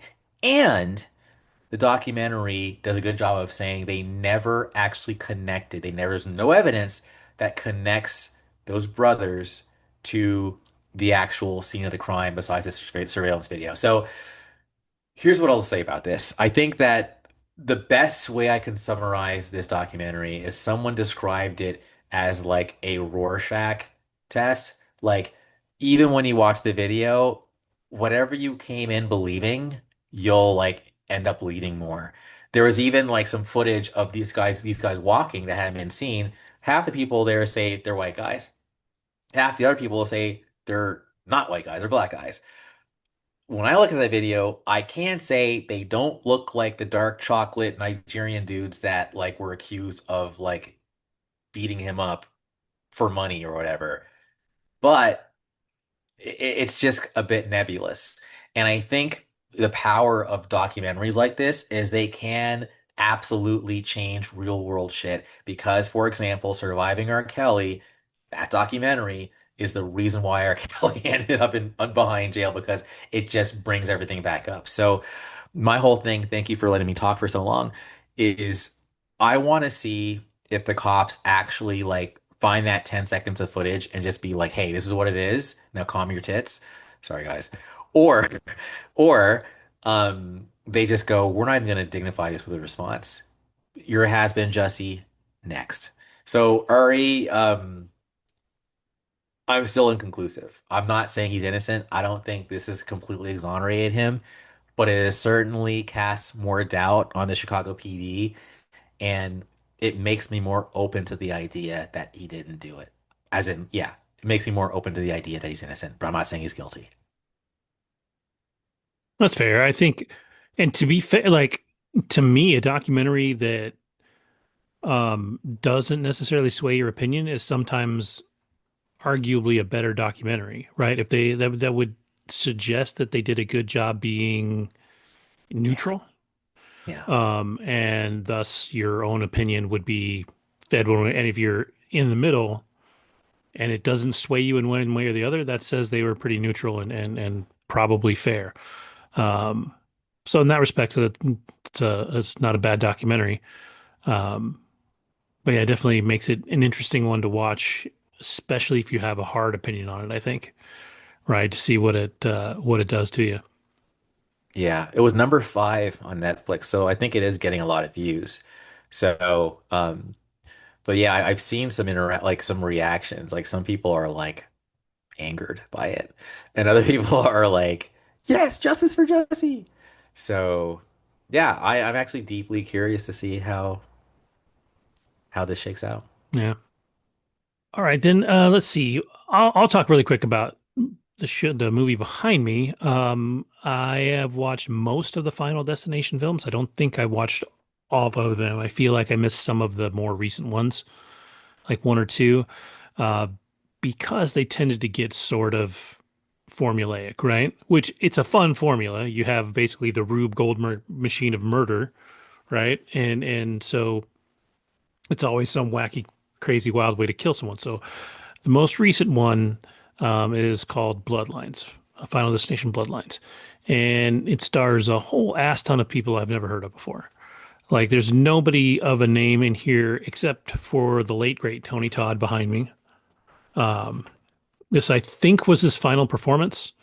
And I think probably one of the things that makes it the saddest for me is you can tell that he was sick in this one Yeah. because he was generally a bigger guy.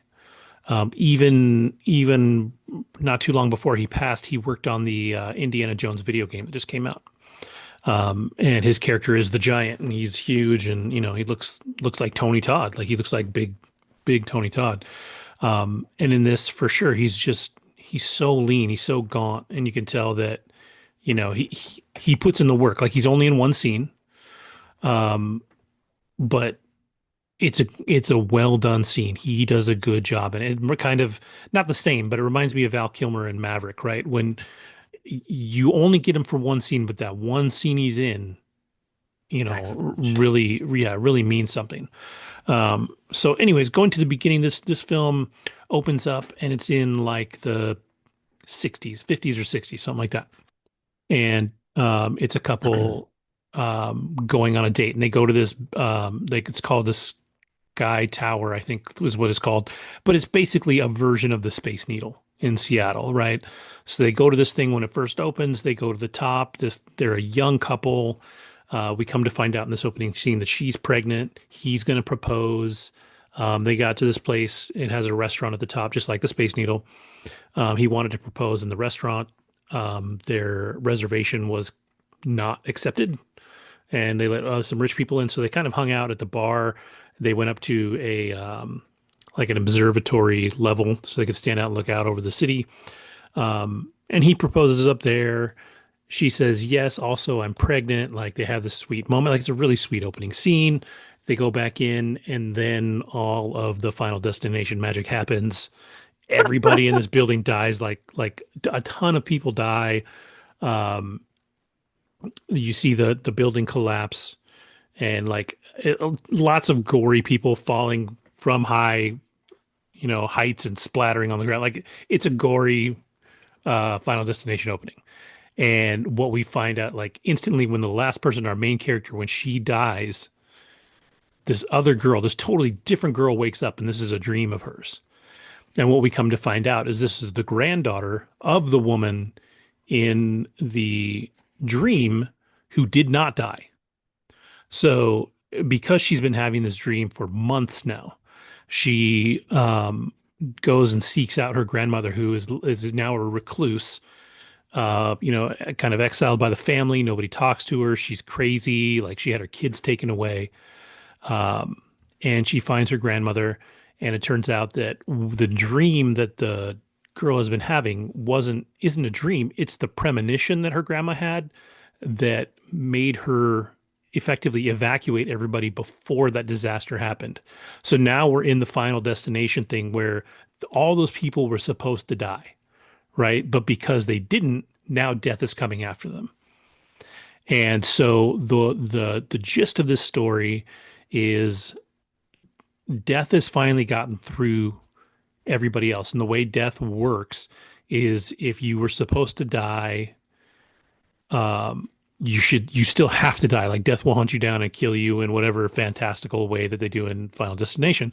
But it was going to go in the order that they died in that premonition, right? So because the woman was the last one to die in that premonition, she was the very last one to die. Everybody else in that, like in that building, had to die first. But not only that, because they were supposed to die, if they had families, those families are now part of like this branching tree of people that shouldn't exist. So death has to take them too. Right. Bloodlines. Now, granted, this sounds more interesting than it is. It's definitely still corny, Final Destination wise. Uh, it's not bad. Like it's a Final Okay. Destination movie. So if you enjoyed the Final Destination movies, I only saw the first one. you'll enjoy this one. So you didn't Yeah. see the one with the logging truck? That's the first one. Yeah, That's the right, isn't it? second one. Oh, my bad. Then Yeah. no, but I still know what that is though. Like Yeah. I'll never be flying the truck ever. Okay, I need this. Okay, sorry to jump in, but like I remember I'm pretty sure it was the first one because it ends with that Nine Inch Nails song. The, the first one's the Talking airplane. The first yeah. one's the airplane. So the second one is the logging truck. And I remember this explicitly because the first one, and this made me laugh, the first one did not bother throwing in gratuitous nudity. The Oh. second one was R-rated, and of course they throw it in. There's this pretty girl on the highway. She's in a convertible, and she lifts up her shirt and flashes somebody as she drives by. There's no point to it. There's no reason for it. Doesn't cause the accident. Doesn't do anything else. It's just an opportunity to have nudity in Nudity. your film, Right. and that's it. And so, yeah, Yeah, and yeah. so this one, as it goes, like this girl, uh, in a scene that is just totally crazy. She's talking to her grandma. Her grandma lives in this reclusive house that she has designed to keep her safe from what death can do. And the idea is that if death can't kill her, then death can't come after the Oh, people. the bloodlines. Yeah, Yes, right. yes. So she finally she gives this book to her granddaughter that she has worked on that shows like basically almost like the mathematical formula to predict the ways that death is going to come after you. Wow. And so she gives the granddaughter the book, and the granddaughter's like, she's like, this is ridiculous. She's like, I don't believe this, because why would you believe it? It's a crazy fucking story, right? So the grandma's like, well, she's like, fuck it, I guess I'll just have to show you. And she just stands there for a minute and she just waits because she knows the death is coming for her. And she just like within seconds, like dies in just a totally Final Destination gruesome way right in front of the granddaughter. So now she's on board. She goes home. They have a family picnic. One of the next people in line dies, and then it kind of starts rolling downhill. There's some funny moments in here where you find out that somebody they thought was supposed to die because they were part of the bloodline was actually the child of an affair, so wouldn't have been in Yeah, that yeah, I bloodline found either out. way. So like they thought he was going to die and he didn't, and like just it's a fun Final Destination movie. And Tony Todd has the great scene where they come to him because they find out that he was one of the people that she protected in that building in the beginning. And so he explains to them, he's like, I've worked with your mom, and there's really only two ways that you can avoid this. You can die, right? And if you die, and this happened in one of the Final Destination movies, if you die, flatline, and then are brought back to life, so they managed to, you died, you served the purpose, that breaks the curse. The only other option is if you take a life, you would get the number of years that that life had because you're doing death's job for them. That's twisted. Yeah, and so now, at no point does anybody take somebody else's life. But the funny part is they're like in a hospital, and one of the kids is he's allergic to peanuts. So they're like, we're already in the hospital. If you go into anaphylactic shock, eat some peanuts, go into anaphylactic shock, we let you die, but we're already in the hospital, so they can probably save you. Then that will break the curse. So they're trying to do that. But at one point they're walking down the hall and they're talking, well, they're like, well, we could just kill somebody, they don't want to, but they're like, kind of laughing about it. And they stop at the nursery and they look at a baby and they're like, no, no, no, no. That's It funny. was it's funny. Like it has some moments like that are really great. And again, um, it has some great Final Destination kill scenes. And I don't want to ruin the very end of the movie. Um, but it ends in a great spot for a Final Sequel. Destination movie. Excellent. It's again, if you like Final Destination, it's a really good movie. If you like horror movies, it's a pretty good movie. If you like good movies, it's a garbage horror film. Like like it really depends on what scale you're rating it on. But I enjoyed it. I had a good time with it. And if it's your jam, I would say go watch it because it's cool. I mean, the only person that I even recognized was one of the brothers. He was on the show The 4400, uh, and otherwise pretty much nobody. And I think that works. I think it actually kind of made it more fun just to not be invested in anybody, and just go enjoy it. Yeah, I mean, it got a 92. I haven't looked at the whole thing. Yeah, it kicked ass, dude. 50 million budget, 300 box office, 300 million. Kicked ass. And then I heard that it was like the best Final Destination in like years. Yeah, Uh, I probably agree with that. Like I said, I hadn't watched some of the more recent ones, but I know they weren't doing very well. Yeah, it's almost like you after the first two, then you don't even bother, just get right to this. And then I'm looking at the Rotten Tomatoes now. Yeah, 92% critics, 87% audience. So Yeah.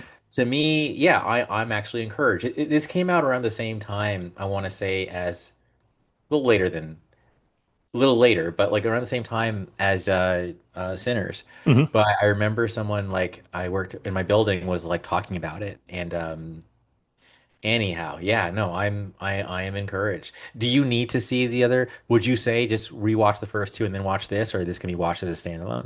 It references one of the other ones, and I know Tony Todd. I don't think he's in the first two. I feel like he's in like the third or the fourth one. Okay. So his appearance, while it doesn't require you to know the original films, it helps a little bit just because you be like, oh, I've seen this guy before, and he references somebody else from one of the other films. But otherwise, I mean, you really could watch it as a standalone if you kind of understand Okay. if you understand the gist of what's happening. I think I would say to watch the first one at least. Word. I think it's the third or the fourth one. I don't want to spoil it, but one of the later ones actually ties back into the first movie in a really cool and fun way. Um, so they're not all bad, and they definitely they play with the lore more and more as the films go on. Like Hmm. in the first one, they're just like, "Oh, death is coming after us because we survived," and then but they sort of, as the films go on, they kind of get into the whys of it and all that. But yeah, I'd say watch the first one and then watch this one, unless you are really entertained, and then watch a few of them until you're not, and then watch this one. Like they're they're fun films for sure, and there's some ridiculous ways that people die that are just hilarious. What's really impressive is they revived this baby. Like it's like Hmm. first one's 2000, second one's '03, third one's '06, fourth one's '09, fifth one's 11, and then all the way to 2025. Yeah. So that's impressive. Yeah. It's like a reboot almost. Yeah. Like, Yeah, and to be fair, like nobody in this film is from the earlier ones except Tony Todd. And yeah, I feel like they brought him in almost out of like a well-intentioned obligation. Like they knew, I think at that point that he was not well. Um, and they had the opportunity to work with him. He loved, I feel like just knowing what I know about Tony Todd, that he loved every performance that he's done. And so this is an opportunity for him to go relive that one more time. And I think it was as much a service to the film as it was to him and giving him the opportunity to do this one more time. yeah. I've seen some memes like with him saying I think a really pertinent line about like making the most of life or something like that. Hmm. Um, So Toby Emmerich was involved with this, and I want that's Roland Emmerich. Ignore that. I wonder if he's actually related. Anyway, apparently I'm reading this now. This whole franchise started off as a script for The X-Files. How cool is that, dude? That's crazy. Apparently, yeah, this guy named Jeffrey Reddick, um, after having read a story about a woman who was on a vacation and her mom had called her and said, "Don't take the flight tomorrow. I have a really bad feeling about it." The woman switched flights, and the plane she was originally supposed to take crashed. And then basically he wrote it as a script for an episode, but then he decided to um, take it into New Line Cinema at the request, at the behest, they say, of one of his colleagues. And then New Line was like, "Hell yeah, dude!" And the rest is history. That's crazy. That is cool because like the first one really did feel kind of original at the time. It's been done in multiple ways since then, and obviously it had a bunch of sequels and all that, but um, the original first one definitely felt like something kind of special. And John Watts was a Hmm. story person on this one, but there's a lot of people. But it's still like that's cool. Like John Watts, he's a name I pay attention to. Yep. Yep. I liked him in everything he's done as far as the Spider-Man films. Yeah. Cool. Cool. I don't have a lot left. I think Alien Earth had another good episode Yeah. this week. Hell yeah. Cruising along. I think this one was interesting. We got a little more depth from our Wayland Yutani cyborg dude Yes. and Who's his from involvement. Ghana? Yep. Woohoo! Yes, that was And awesome. Keep going, sorry. and and I think I really enjoyed oh God, why am I blanking on his name? The white-haired robot. Oh, Uh, you're talking about oh my God, Oliphant. yeah, Timothy Timothy Oliphant. Oliphant. I really liked his performance in this one. He's so subtle in this, but so good at the subtlety that he does. Um, there was definitely some play with the lore. I think I hate uh was it boy, Boy Genius. yeah, whatever the hell his name is. Hold Uh on. Shit. Something with a It starts with a K. K. Cavalier. Boy Cavalier. Yes. Yes. I hate that kid so much, which is a Yes. testament to the actor. He's doing a great job making himself Thing. Yes. incredibly Unlikable. unlikable. I think Wendy is adorable. Um, I kind of actually find myself not really caring one way or another about her brother. Like if he ends up kicking it, I'll be okay. The Walmart Sydney Sweeney girl is not too bad. Yo, she's Her gotta go. I'm sorry, dude. Like it's I gonna was be watching that. She's gotta go. Like, I'm sorry. I have no tolerance for instability when you're dangerous. And yeah, and she's gonna be she's gotta go, something dude. weird is going on there. Like something weird is going on there. So I'm Unplug, curious. Yeah, recycle. yeah, yeah, yeah. Go. Yeah, you got like four or five more of these things. You'll be fine. Just Yes. take that one out. I thought the kid that is, he just changed his name to Isaac.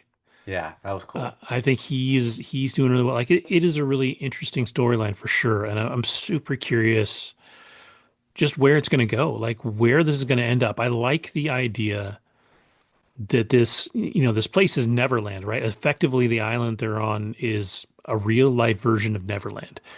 So whatever happens there, like I realistically probably isn't going to leave that island for however crazy it gets. I don't think anything in this show is going to lead to a true xenomorph outbreak on Earth because it doesn't fit in with the timeline that's later. Right. Now they have said they're playing a little fast and loose with the timelines, but I don't think that that is going to be ultimately what we see. Um, but some of these other ones are sure interesting. You got the creepy tentacled eyeball thing that took over the goat. That was wild. That was a crazy scene. And that tentacle eyeball, like I kind of hate him. Like I feel like he's super evil. But at the Hmm. same time, it's like I love how it is intelligent. Like I felt bad for the sheep, but he's in the sheep, he's kind of like, okay, hmm. So who are these motherfuckers? Like he's just Hmm. looking out like all right, so this is I'm not gonna try to ram the glass. I'm too smart for that. Yeah. Like it's just like you're scary. Like Sizing things up. Yeah. yeah. Like and I yeah, he's smart. So I respect him, but I also hate him. I don't want to like because I think he did something to redheaded fake Yes. Sweeney. Yeah, for sure. There's definitely something weird happened there. I feel bad for the kid that is Man, being run by. slightly the Indian Yeah. one. Yeah. So I was cool with Kumi, but not anymore. Like, dude, you are literally like, what the hell? Like, it's like you tricked him. Like, you basically asked his name as a last name just so you could Hmm. track down his family, and then you're gonna kill them, and for what? Like so now Kumi gotta go. Like I liked you, but now you gotta go because Slightly is a good kid Yeah. and you're gonna make him basically risk his life and for what? And like I think the reason why he reacted so badly to the brother was because he's like, fuck, now I gotta you're the one. Like Yeah. now I have to Yeah. do this. Yeah. You're You gonna know? be you're the one that dies, dude. Like, And he's not gonna die. Like, I'm nah. sorry. It's like this Indian kid who was a nice kid, and it's almost like a cautionary tale. I'm all about the cautionary tales on this damn show. You can't be too sweet because people No. will use you. Yeah, that Oh, this world clearly will chew you up and spit you out. It does not care about what you're going through. and Timothy Olyphant he's listening to the whole thing, So it's like it's gonna be a tragedy, Hmm. and but you know what? This is a Yeah, I forgot family about that. Yeah, I'm show. super curious how that's going to play out too, because he knows exactly what's going on. So for as crafty as Kumi thinks he is, and for as just sad and clueless as Slightly. Slightly is, you know, Timothy Olyphant's character is in there already knowing what's going on, um, and he's an interesting one too. Like a very, and then we found out that the one couple is a married couple, which I don't think we knew before this episode. The sort of mom of them, and then the other Yes, scientist. yes, yes, yes. Even though the mom is like superior too, like she Hmm. clearly is like, yeah, that was cool. That was a cool reveal. You're right. Yeah. Um, yeah. There's a lot of depth to this show, and I really do think whatever it is going to be, wherever it's going to end up. I think we're still only like halfway through. I think we got a ways to go still. Um, So I was spoiled by the feed, but it was okay. So I saw a picture of like the little baby alien like with Wendy, and I immediately went to "Hello, my baby" from from from Spaceballs. Yeah. Spaceballs, and like yo, like dude, that thing just burst through the glass. Like Yep. like baby, I don't care. Like yes, it's like it was all like, preening for her after she touched his forehead, but it's like it's dude, like no. And I don't I'm know. super curious to find out the reason though. Like, why is she special? Like, there's got to be a reason, right? It can't just be a fluke. But what's the reason? Like, I need that answer before the end of this season.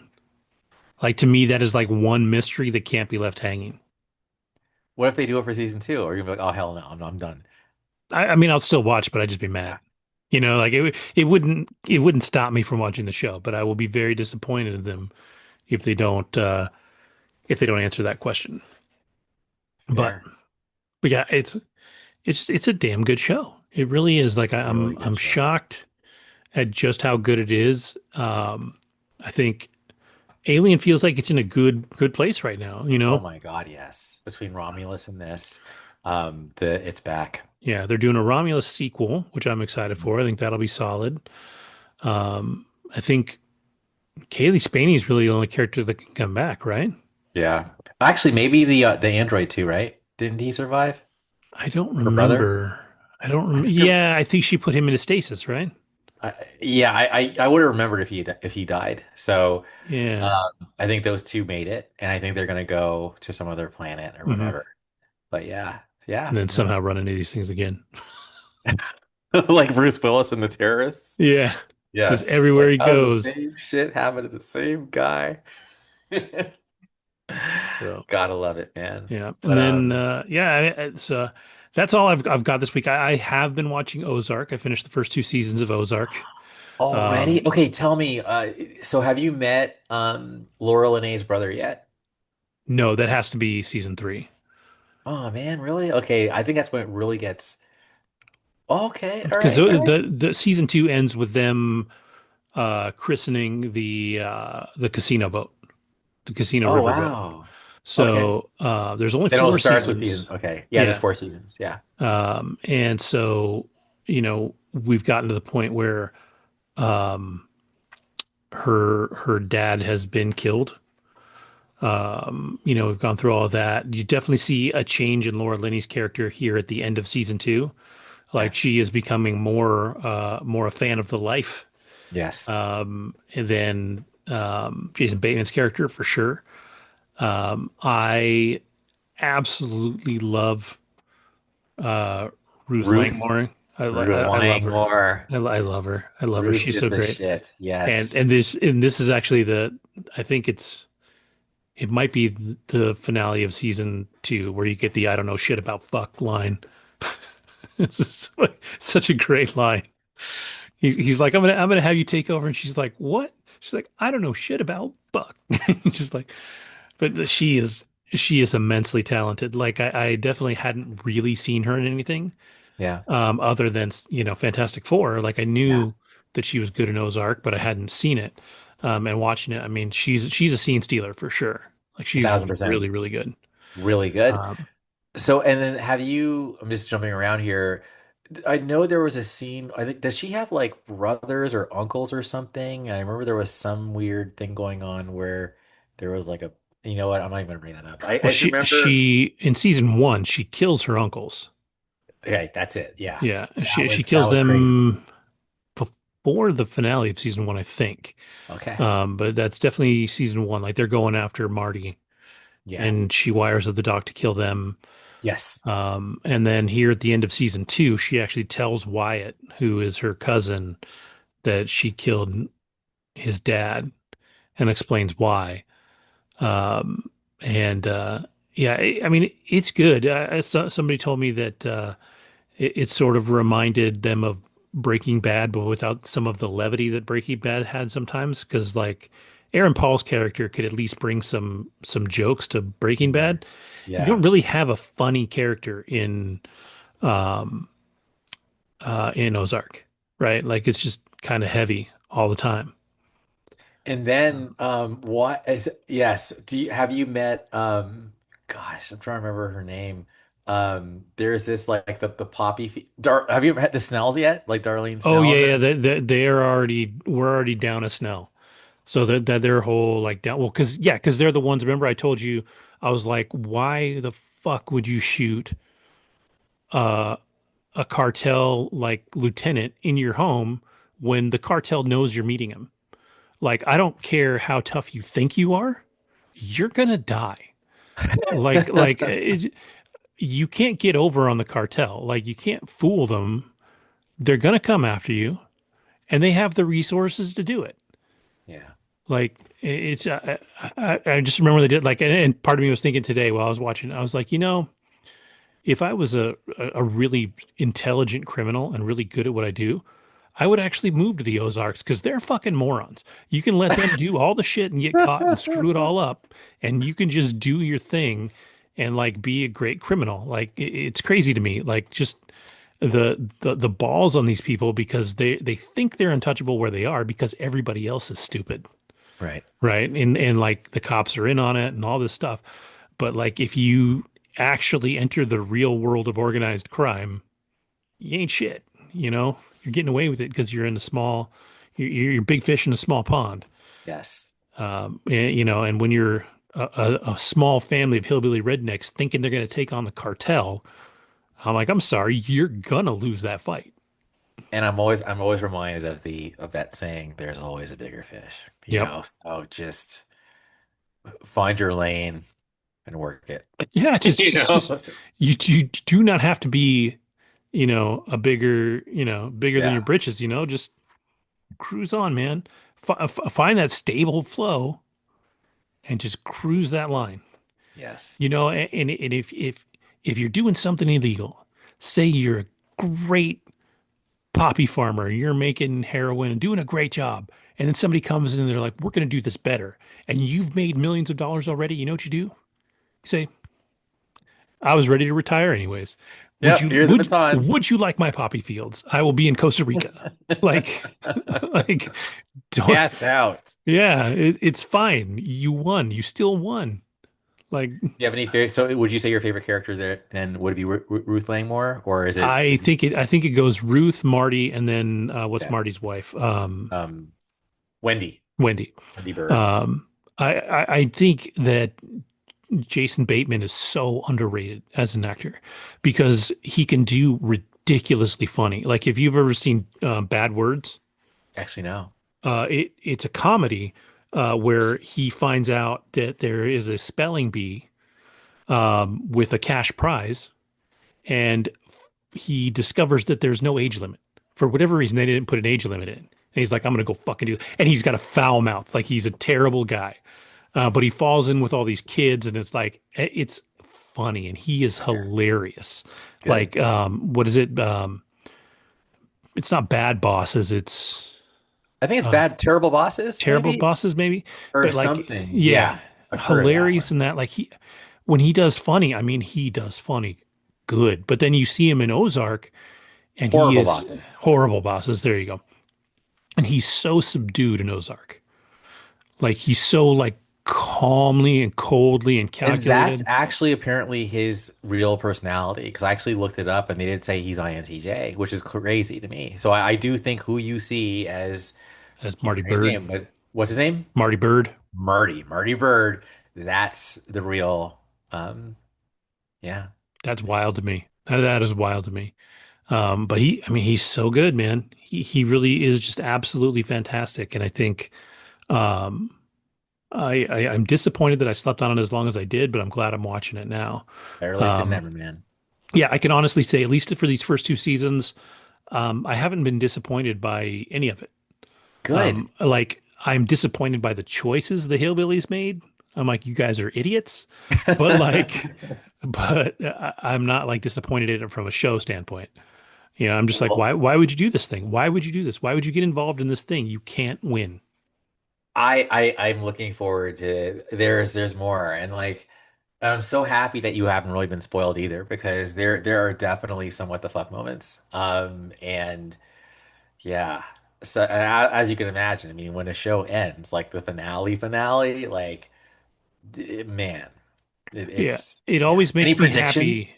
Uh, I don't have any predictions yet. Like I feel like, um, you know, where we're at right now, I've got to think about, you know, what's coming down the pipe. I mean, they're staying behind, so the casino is going to go into production, right? So they're going to start working on that. There has to be. He's just had a run-in with the Teamsters mobsters out of Missouri because he can't hire them to work on the uh, boat Oh, because the people, the congressman that he is, you know, pushing for votes said, "Hey, I'm anti-labor, I'm anti-union. You can't have a union come in and do all the work. That's my one. You want my vote? You can't have union come in." So he's pissed off the mob. So that's obviously going to be an issue, right? And the mob is definitely more big time than the Snells. It's definitely more big time than a couple of people with a little mini heroin lot empire, more. right? Yeah. So that's a big deal. Obviously, there's going to be issues with that. There will always be issues with um, the the feds. There will always be issue with the cartel. I feel like I can't decide. I can't decide yet if this is a show that will have at least a moderately happy ending with like them making an escape and ultimately I I could see the final scene somehow being them in that town in Australia that they talked about in the beginning, right? Like I could see that happening. I could also see every bird dying, right? Like I just, it's really interesting to see. I feel like Darlene is the only one crazy enough to hurt the kids, other than the cartel. Like they would kill your kids first if they were going to kill everybody. They said as much. They're like, Just you so they know, can, yeah. yeah, they're like, I'll kill your kids, your wife, and you, and not in that order. And you're like, oh yeah.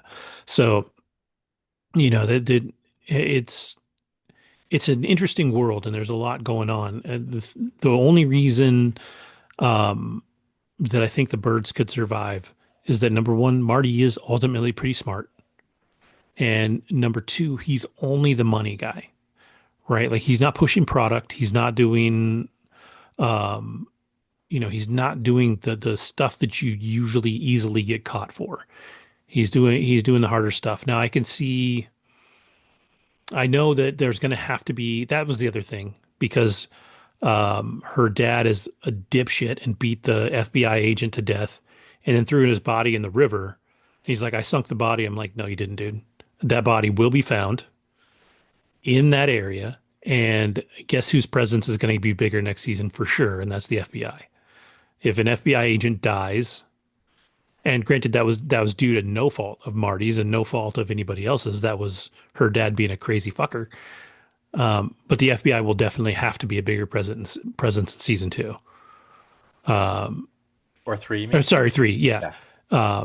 It just has to be because they're just this is an intelligently written show, and if you kill an FBI agent, more FBI agents are going to show up.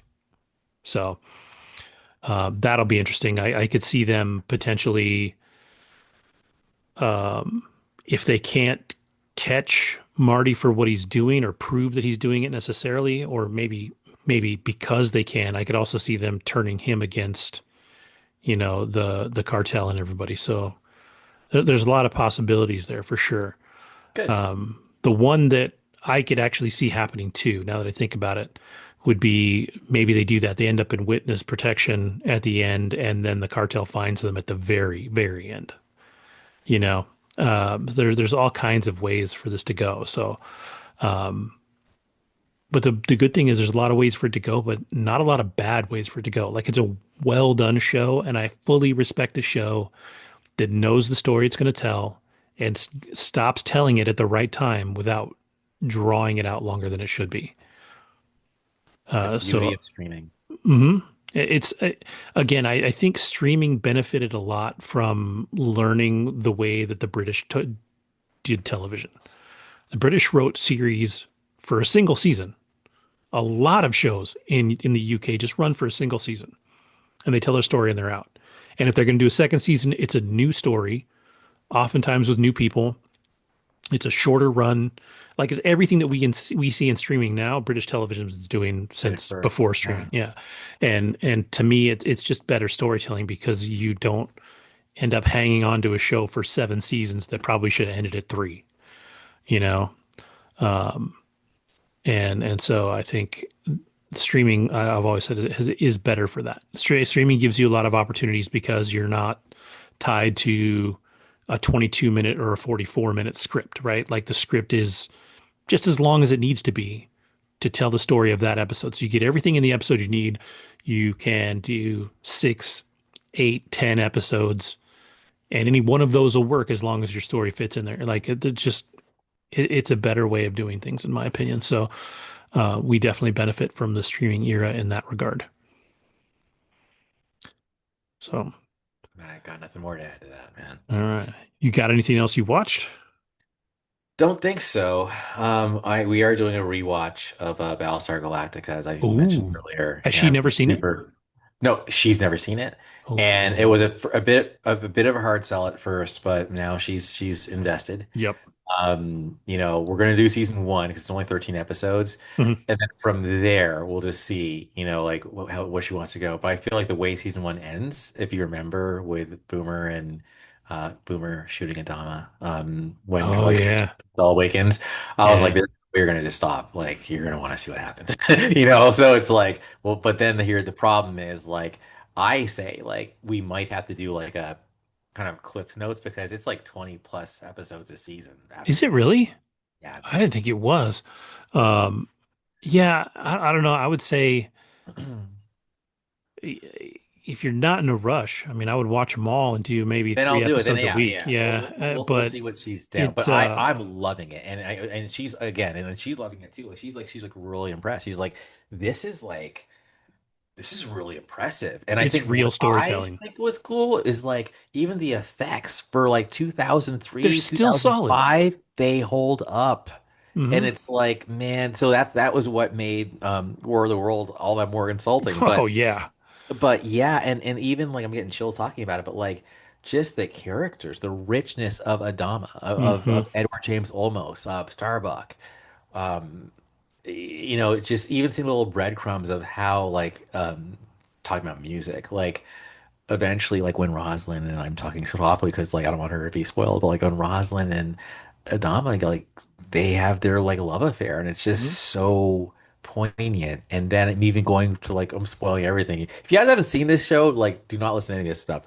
But I love that final scene like in the series finale where he's like build putting the rocks together for her grave and he's Hmm. just out in the like some people hated that ending. You're one of the only other people. I think you're the only other person I know of, if I remember correctly, who didn't hate the ending. I It's didn't one of my hate it. favorite It was endings in beautiful. television, period. Like I don't understand people that don't love the ending of that show. And I think I was going to say, I'm super curious if you can get her all the way through because she's somebody that I think of when we've talked to her as like a deep thinker and takes that Yes. story. And I think that story, especially the further in you get, the deeper it gets. Yes. Yes, it gets kind of almost weirdly spiritual in parts, right? Like, But it's spiritual. but especially when you get to the end and what so much of that means at the end, I think is so cool. So I'm super curious to see what she thinks about it. So, um, yeah, I love that she's watching it. That makes me want to watch it again. It's an undertaking. Like I told you, I went, was it last year, the year before? I watched all of Stargate.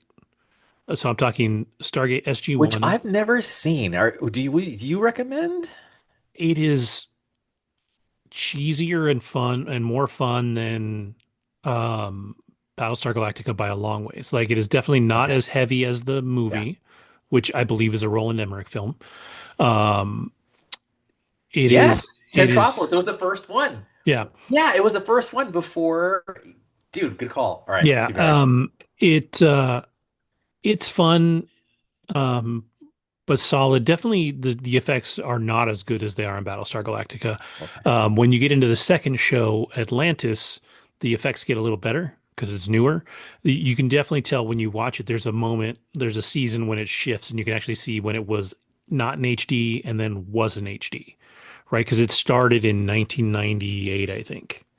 So Wow. Old pre-HD. school. Um, but if you watch Atlantis, and this is the interesting thing too. So if you watch Stargate, then you watch Atlantis, and then the final spinoff that they did was called Stargate Universe.